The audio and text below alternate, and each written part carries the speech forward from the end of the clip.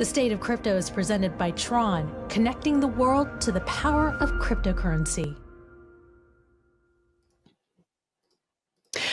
Bakkt reported second quarter earnings results yesterday. The crypto trading firm posted a quarterly loss of 19 cents per share on revenue of nearly $348 million. Joining us now to discuss is Bakkt CEO Gavin Michael. Gavin, welcome to the show. Good morning, Jen. How are you? Thank you. I'm great. It's a pleasure to have you on. Let's talk about these Q2 results. They included the Apex crypto acquisition that happened back in April. It's now rebranded as Bakkt Crypto Solutions. I have to ask you, I've been wondering this since the earnings call. Any other M&As on the horizon? So Jen, I think, look, in a market such as we find ourselves, you're always on the lookout for assets and dislocation around the market. We're well positioned given the liquidity in our stock, but nothing planned. Always looking.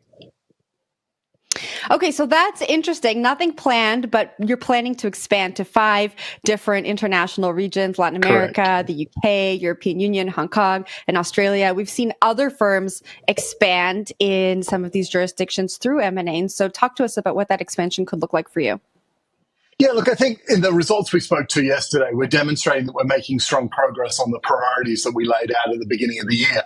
You know, we're executing around expanding our crypto platform, activating and broadening our network of partners, and then being very prudent in the way we allocate capital.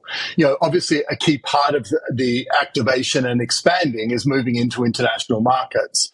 And yesterday we announced a new partner, Ibex, which is taking us into Latin America. But what we're certainly seeing is in the markets you mentioned, as we start to see regulatory clarity, we're seeing consumer sentiment start to change to become very positive. And many of our partners want to take advantage of that. You know, our entry strategy into these markets is unique. You know, we have a number of partners who are on our platform today who already operate in these markets and are looking to expand and take advantage of the regulatory clarity that they see. So the expansion opportunities are very near term and real for us because we're working with people who are already integrated onto the platform. I'm curious to get your perspective on Hong Kong. Of course, earlier this year, they announced their new crypto license. A lot of action going on over there. What does Hong Kong look like for you and the firm for the rest of the year? Look, Jen, I think it's an attractive market. I think as you've seen, the regulators really lay out how crypto should operate. It's not just about bringing regulation to crypto. It's also enabling the ecosystem to actually function. You know, working with traditional financial institutions to be able to get access to payment rails, getting access to depository services, as well as using them as distribution vehicles. So we think the market itself is attractive because of the way the structure has been built. Do a little comparison here for me. We're talking about these jurisdictions who seemingly have a little bit more friendly or at least more clear regulation than we have over here in North America, more particularly the United States. What's it like working in these other jurisdictions compared to working with regulators over here? So I think, you know, we have productive discussions with all our regulators. I think, you know, we're closely engaged and involved in helping regulators understand the work in which we're doing, understanding the way in which the regulations affect and impact the way we operate. I think the challenge is that we just don't have that clarity that we're really seeking in terms of what it means to be able to operate in the industry that we find ourselves in. So part of what we think about when we're talking to our regulators, and we see it at different levels, you know, at the state level, New York Department of Financial Services is very clear on how we operate. We operate a BIT license. We operate our NYDFS Bank Trust Charter, which is our custody service, and we understand the operations and how we go to market.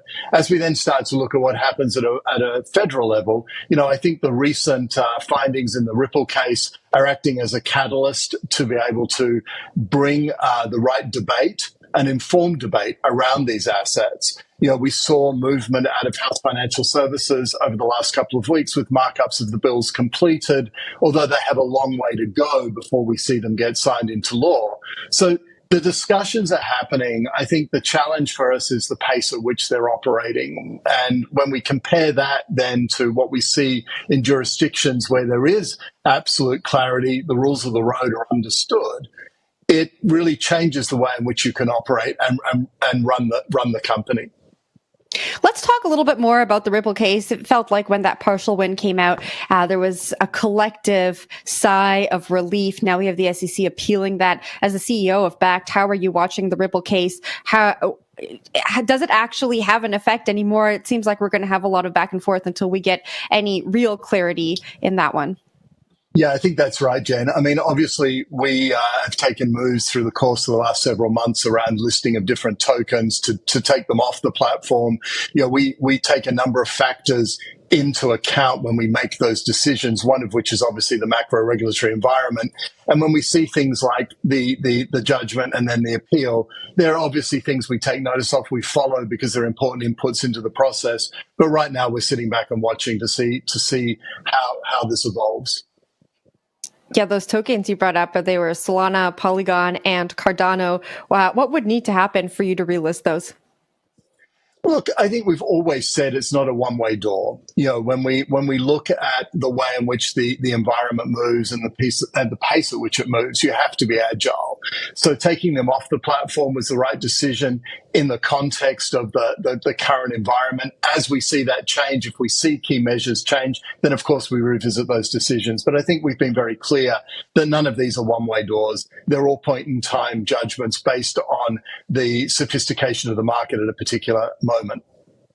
I know we spoke a little bit about the back and forth in the Ripple case, but when that partial win was announced, was there any part of you that thought we're going to relist those tokens, or we should relist those tokens sometime soon?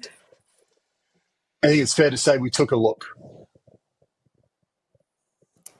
All right, we'll leave that one there then. I want to ask you about something that was mentioned on the earnings call from your CFO about reducing cash burn. I believe it was between 70 to 80%. Talk to us about what you've done to reduce that cash burn and what will still happen throughout the rest of the year. So I think, we always said 22 was a build year for us. It was a year where we were investing in the platform, investing to bring the capabilities to market. We're leveraging those investments now in the way we move forward as we continue to activate the ecosystem, as we continue to deliver with the platform. We are obviously being very prudent in the way in which we manage our expense base. And, some of the synergies that you're seeing out of the Apex acquisition are really starting to pay dividends when we look at the cost base of the organization.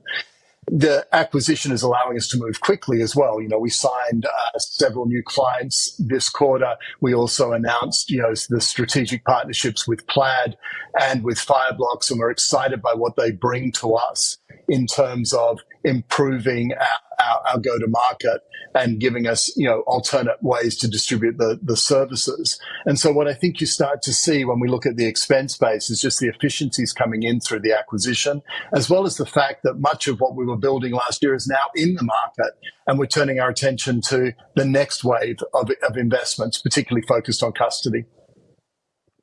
And I got to ask you on that reduction of cash burn question. There were layoffs earlier this year. Any plans for any more reduction in staff moving towards the end of the year?